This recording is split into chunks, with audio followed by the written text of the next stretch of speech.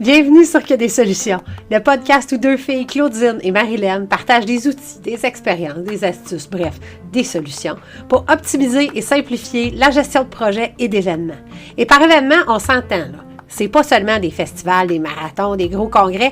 Un événement, ça peut être une rencontre virtuelle, une conférence de presse, un souper d'employés, un lancement de produits. Un événement, c'est quelque chose qui est à ton agenda puis qui inclut plus que toi. Bon épisode.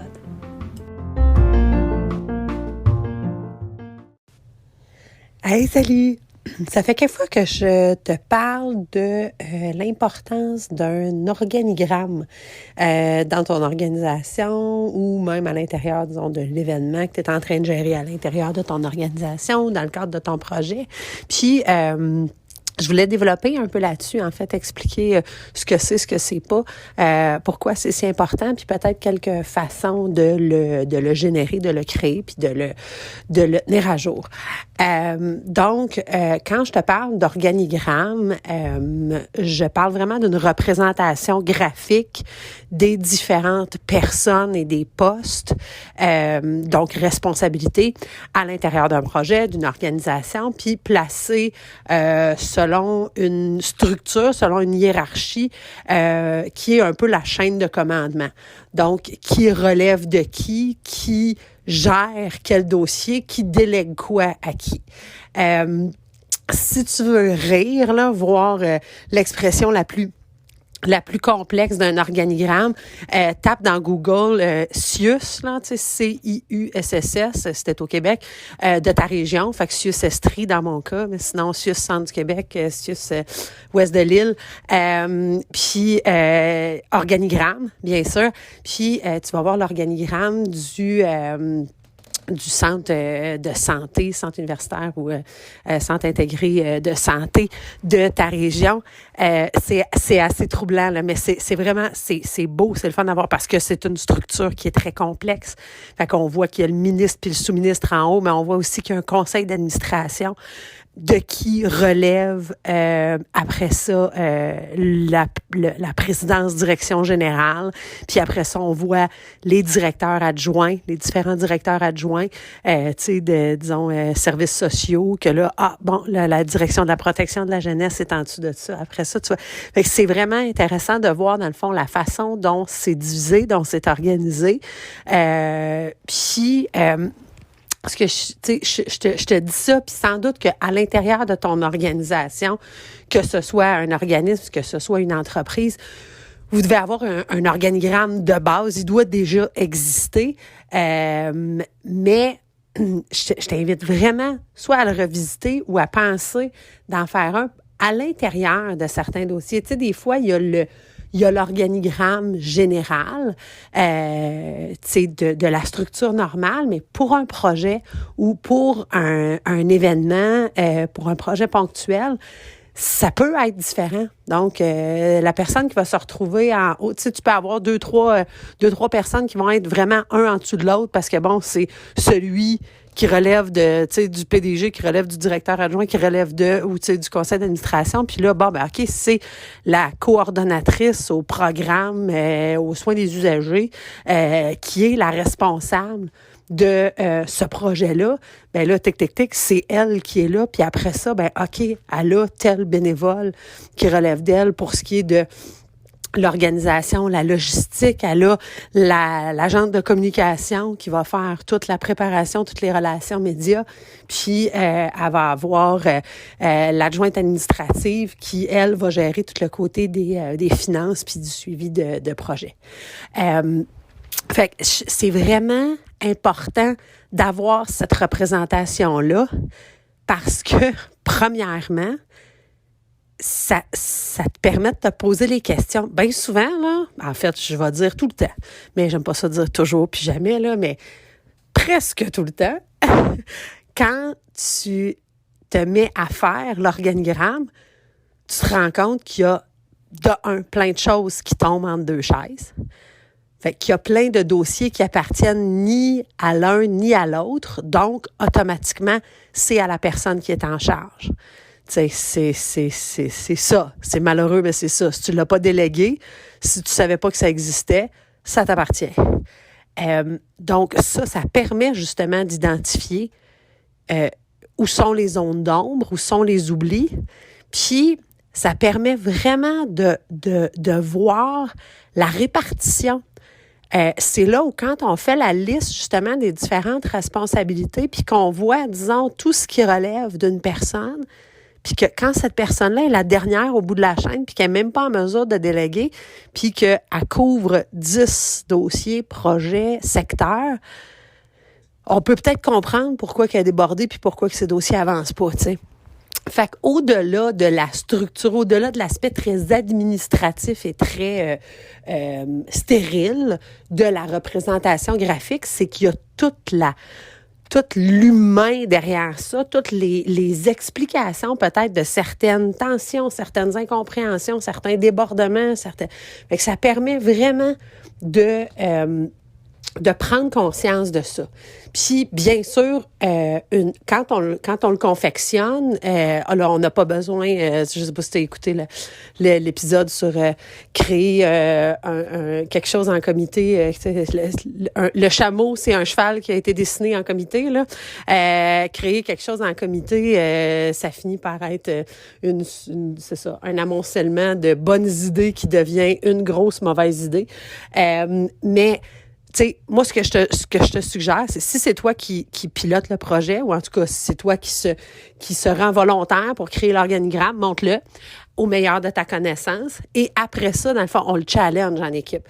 Mais commencer à créer ça en équipe, là, ça fait juste comme perdre le temps de plein de monde. Fait qu'une personne le génère, qui a une vue d'ensemble, et après ça, on le confirme. En équipe, on s'assure de regarder, est-ce que c'est vraiment ça? Est-ce qu'il y a plus que ça? Est-ce qu'il y a moins que ça? Cette responsabilité-là, est-ce qu'elle appartient pas à quelqu'un d'autre? Ça peut nous permettre même d'identifier donc des lacunes, des erreurs, puis de les corriger. Puis il faut pas juste les corriger sur le papier, là, tu sais, il faut s'assurer que ça suit quelque part aussi dans la mission, d'aviser les gens qui sont en haut, de juste s'assurer que c'est si on change la répartition des responsabilités, des tâches, que ce soit connu donc de tous. Attends un peu, je regarde mes notes là.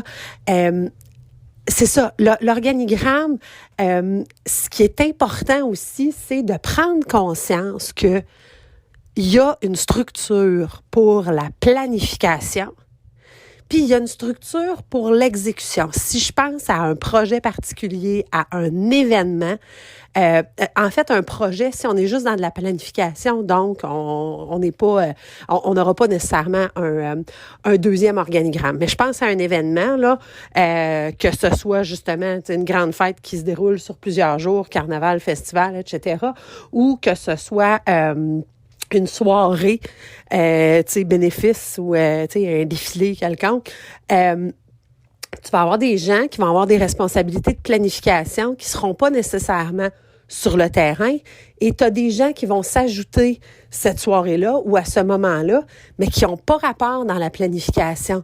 Et ça, c'est vraiment important que les deux existent, que l'organigramme de planification existe, puis que l'organigramme de réalisation existe.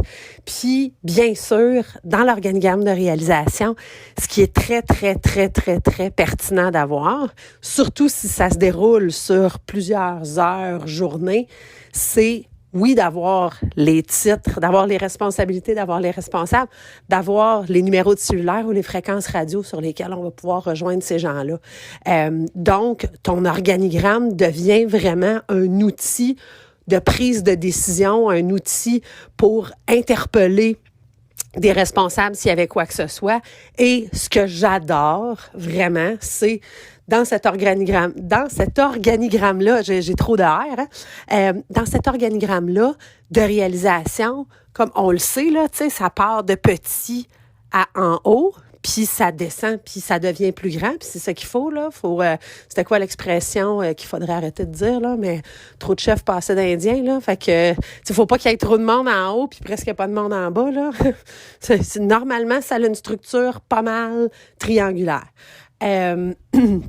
Fait que ça fait de la place en haut, dans le coin, à droite ou à gauche, j'aime mieux à droite. Et là, on va mettre la cellule de crise.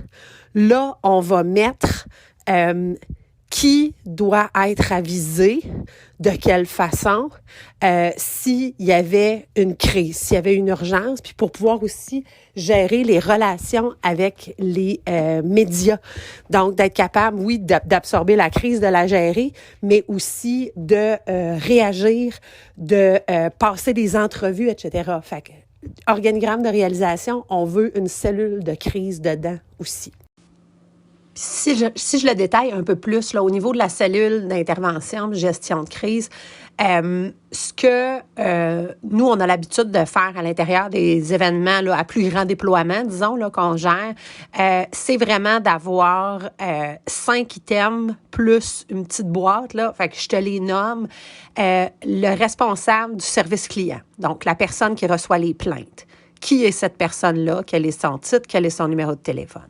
Communication et médias, la deuxième boîte. Donc, est-ce que c'est quelqu'un qui est engagé? Est-ce que c'est le responsable des communications de l'organisation aussi? Est-ce que c'est un administrateur, des fois, qui est délégué? Donc, qui sont les gens qui vont être en lien avec les communications et médias? Après ça, on veut la sécurité. Donc, le responsable de la sécurité du site ou le responsable de la sécurité de l'événement. On veut la police. Donc, est-ce qu'il y a quelqu'un qui a été délégué au niveau du service de police local, qui est une personne qu'on a au bout du fil avec un numéro de cellulaire? Est-ce que c'est le traditionnel 911? Est-ce qu'on a même des policiers qui sont sur fréquence? Je pense à un événement qu'on faisait dans un parc public sur plusieurs jours.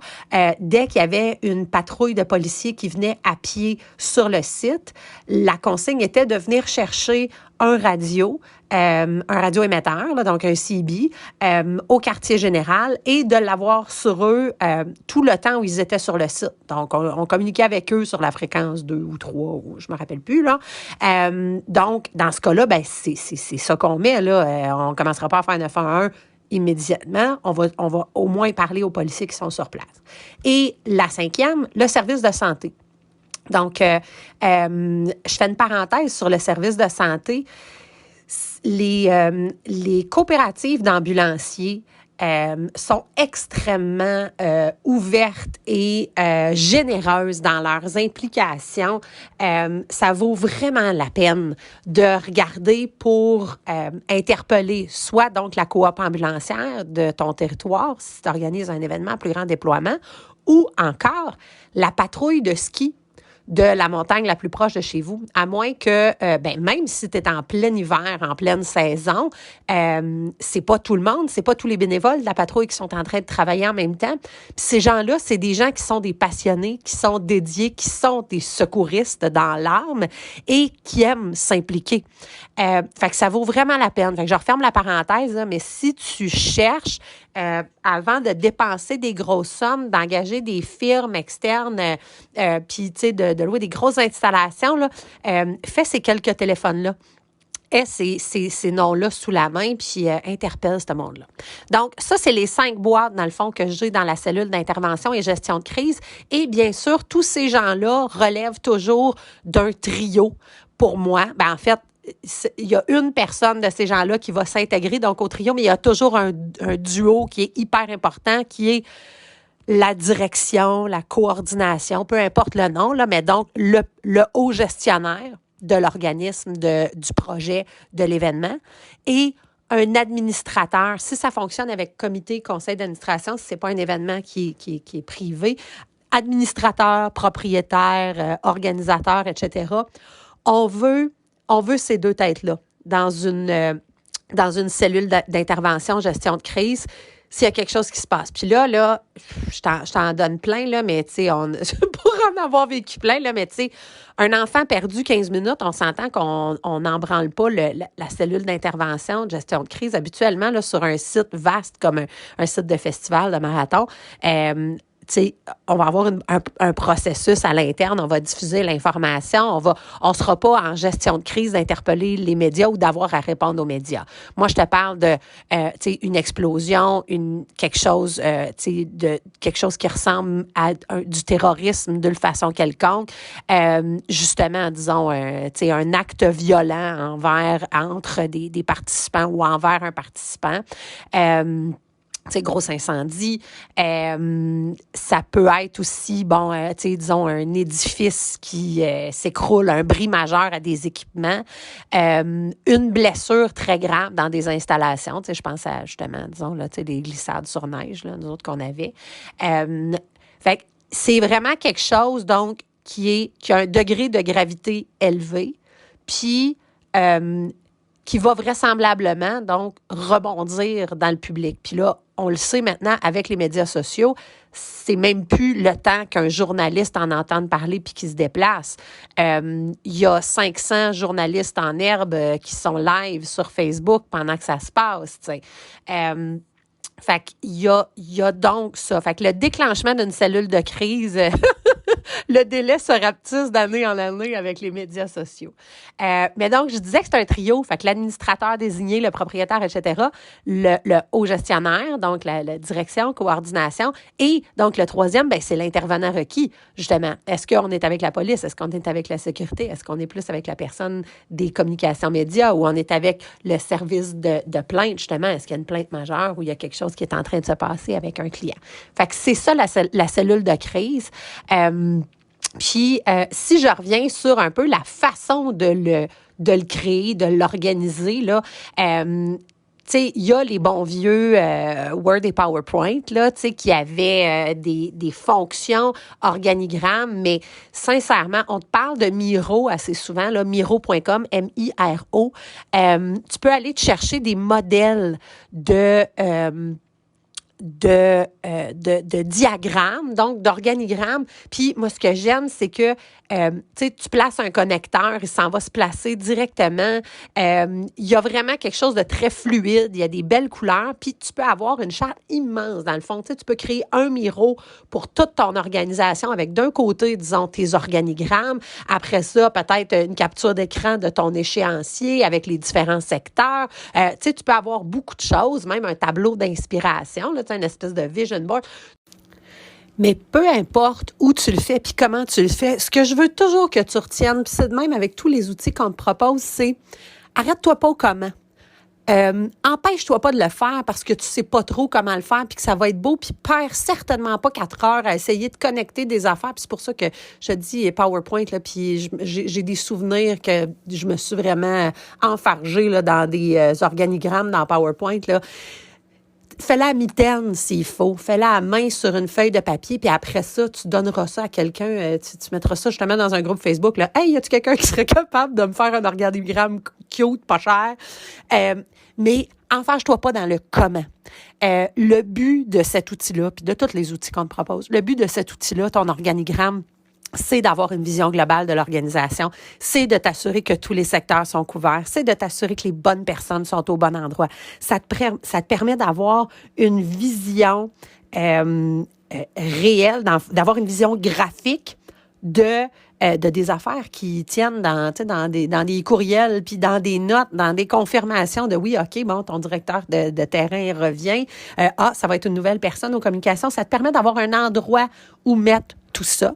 Puis ça te permet de bien communiquer cette information-là. Puis ça te permet d'être beaucoup plus efficace, justement, dans soit la planification, soit la réalisation ou même la gestion d'une crise.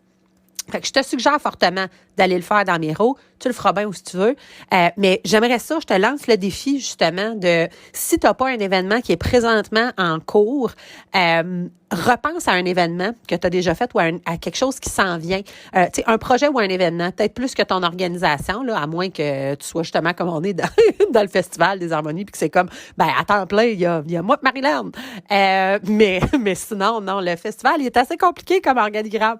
Mais j'aimerais ça que fais-toi la main, sors une feuille de cartable, un stylo qui va bien, puis fais-le, cet organigramme-là, regarde-le, puis tu vas voir qu'il y a des choses, tu vas être capable de faire un diagnostic, justement, de « Ah, c'est pour ça que telle affaire marchait pas, dans le fond, parce que... » tu sais, il y avait personne qui était, où il y avait deux chefs de quelque chose, puis ce qu'ils faisaient était pas nécessairement clair, était pas nécessairement bien réparti.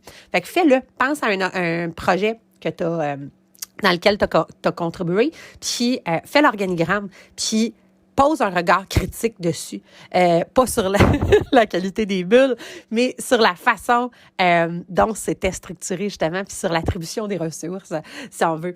Fait que, ben, j'espère que ça t'a clarifié un peu, donc, ce dont je parle quand je dis il faut un organigramme, puis il faut un organigramme double. Donc, voilà, organigramme de planification, organigramme de réalisation, puis cellule de crise, absolument. Fait que j'espère que c'est ça, que ça va t'avoir aidé, puis que ça va être quelque chose vers lequel tu vas revenir la prochaine fois, justement, que tu vas démarrer un projet. J'espère que cet outil-là va te permettre, justement, de mieux planifier et visualiser la répartition des ressources à l'intérieur de ton organisation. Fait que, sur ce, bonne semaine!